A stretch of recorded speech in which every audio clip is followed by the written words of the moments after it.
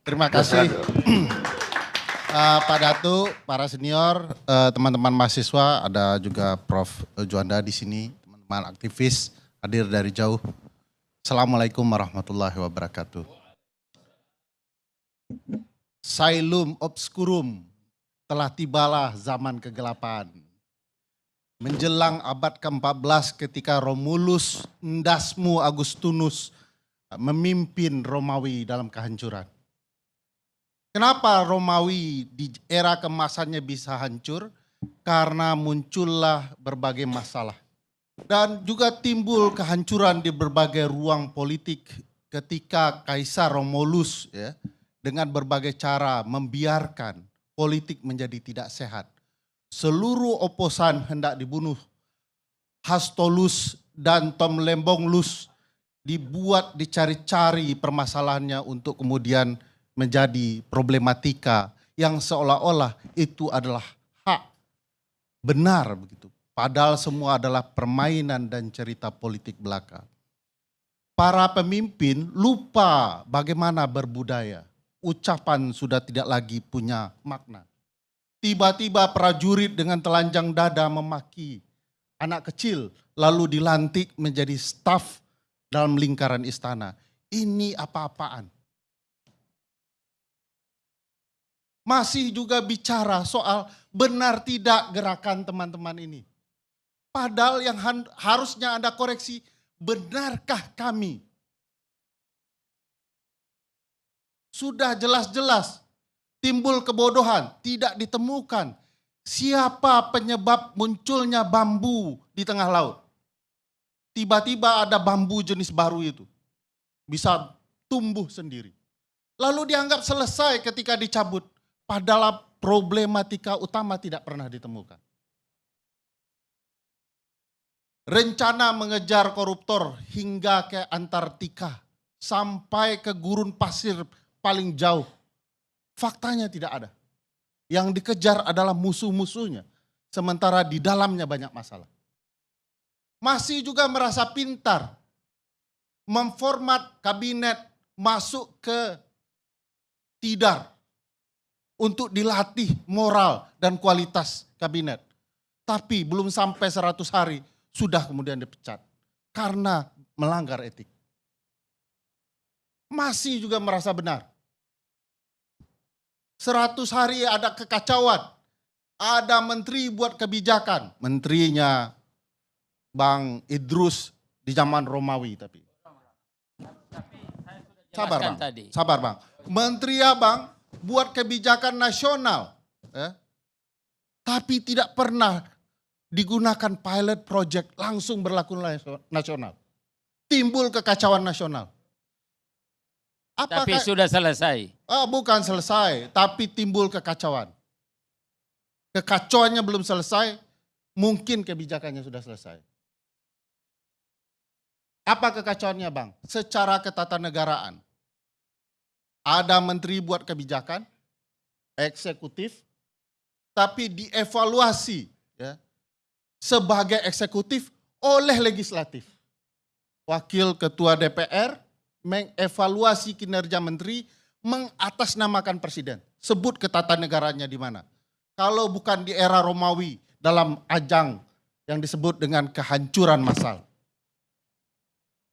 Kapan timbul perubahan?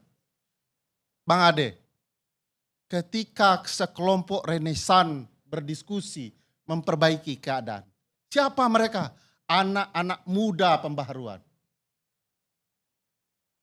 Ada Fidel, El Comandante, ada seorang perempuan memimpin ITB, coba bayangkan. Saya ingin kasih tahu, kalau ITB sudah turun ke jalan, itu tanda-tanda bahaya. Tapi bukan ngancam kan? Bukan ngancam, hanya menakut-nakuti. Saya khawatir ya, kalau kita tidak membaca pergerakan dan suasana kebatinan saat ini. Padahal banyak catatan sejarah bahwa Middle East, North Africa mengalami gejolak yang sama dan dibenahi oleh anak-anak muda. Kita ingat kasus Latin ya, kasus kemudian Libanon, Yaman, ya, Arab Spring, itu kemarahan anak-anak muda karena kebodohan memimpin bangsa. Tapi merasa pede betul begitu ya. Padahal tidak ada terencana, tidak tersusun rapi, tidak ada cerita bagaimana negara digerakkan. Bang Ade harus tahu sampai hari ini, sampai detik ini, saya tidak pernah percaya rezim ini akan menegakkan hukum. Kenapa Bang Idrus? Alasannya sederhana, lingkaran satu istana melanggar undang-undang. Mayor Teddy tidak sah menurut undang-undang TNI. Kabulok tidak sah menurut undang-undang TNI. Tapi dengan bangga cerita, kami akan tegakkan hukum. Omong kosong dan omon lainnya. Dan ini problematika, bagaimana mungkin bisa menegakkan hukum kalau istana sendiri adalah pelanggar hukum. Tapi istana beruntung, masyarakat sipil belum bersatu betul. Masyarakat sipil masih cerita, itu oposan yang kemudian dipidana, ya wajar itu kesalahannya. Tapi ketika masyarakat sipil tahu bahwa ini adalah rekayasa politik, lalu dengan anak-anak muda yang beringas dalam intelektualitas mereka, mereka cerita soal kebaikan di kampus, tiba-tiba faktanya tidak. Mereka marah dengan intelektualitas mereka yang tidak dihargai. Bicara kesalahan pemerintah yang dikoreksi, 13 tuntutan mereka. Ini pengalihan isu. Yang salah pemerintah, jangan kami yang dipersalahkan. Mereka ini dalam terminologi Sohogi yang diceritakan Uni kita tadi, adalah kaum Brahmana intelektual. Mereka turun karena peradaban negara sedang rusak. Nanti kalau peradaban ini benar, mereka akan kembali ke pertapaannya. Memperbaiki nilai D menjadi A itu. Sekarang mereka selesaikan dulu nilai D pemerintahan dari Prabowo Subianto. Saya tidak akan pernah bisa percaya dengan rezim ini akan kembali benar. Kalau presidennya malah meneriakkan hidup Jokowi. Saya mau katakan, Jokowi masih hidup, oleh karena itu adililah segera Jokowi itu. Karena banyak sekali kasusnya yang terpampang di depan mata kita, tapi tidak kemudian dihukum apapun. Gratifikasi pesawat jet pribadi itu apa ceritanya? Masihkah presiden teriak hidup Jokowi karena keluarganya tidak tersentuh? Padahal pesawat jet pribadi itu jelas, terang benerang, ada gratifikasi. Lalu kita mendenial itu dan kemudian bercerita siapapun yang mengungkit kasus ini adalah orang-orang nyinyir yang anti dengan berbagai kebijakan pemerintah. Saya yakinkan Bang, kalau pemerintah hari ini mengadili berbagai kasus korupsi termasuk di lingkarannya sendiri, saya berhenti mengkritik pemerintahan ini. Tapi kalau kemudian dia hanya mengejar lawan-lawannya dan membiarkan apa yang terjadi di lingkarannya, semua ini omong kosong. Tidak akan ada orang yang percaya dengan pemerintahan Prabowo Subianto. Kalau teman-teman di pemerintah ingin bersiap dan menganggap ini semua bayaran, silahkan. Tapi ini tanda-tanda zaman. Kalau anak-anak muda sudah tidak nyaman, bersiaplah. Mungkin tidak hanya kursi Anda dijungkir balikkan. Mungkin tatanan baru hendak mereka ciptakan. Sekian, terima kasih. Assalamualaikum warahmatullahi wabarakatuh. Bang Karni bisa saya Cukup Pak, cukup. ya. Udah jatuh. Nah, ini saya tadi curhatnya Kang Dedi ini. Ya nanti dijawab lagi sama Dedi. Begitu. Nanti sambil Jadi- kopi kita Bang. Oh begitu. Jadi ini ya Pemirsa, kita udah dengar diskusi yang begitu panas malam ini. Dan saya kira untuk anak muda yang penting dalam hati saya mengatakan jangan pernah menyerah.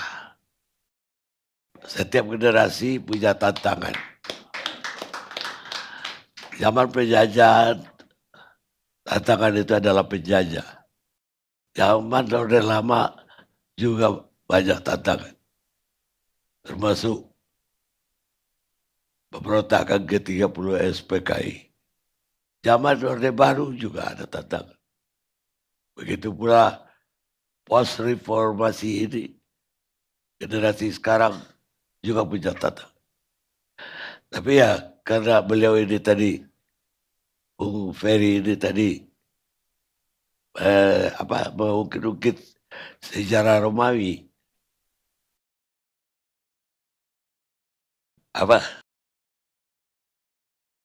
Boleh, Cicero juga punya nasihat.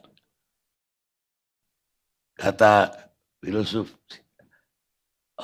Marcus Cicero, zaman Caesar, Julius Caesar. Dia bilang, selama ada kehidupan, selama itu ada harapan. Jadi jangan putus asa. Ya, ada harapan berarti nggak gelap. Ada juga filsuf Yunani Bang yang mengatakan namanya Cicero Kardi Ilyas. Sebelum ILC kembali ke televisi tidak ada demokrasi di rezim itu.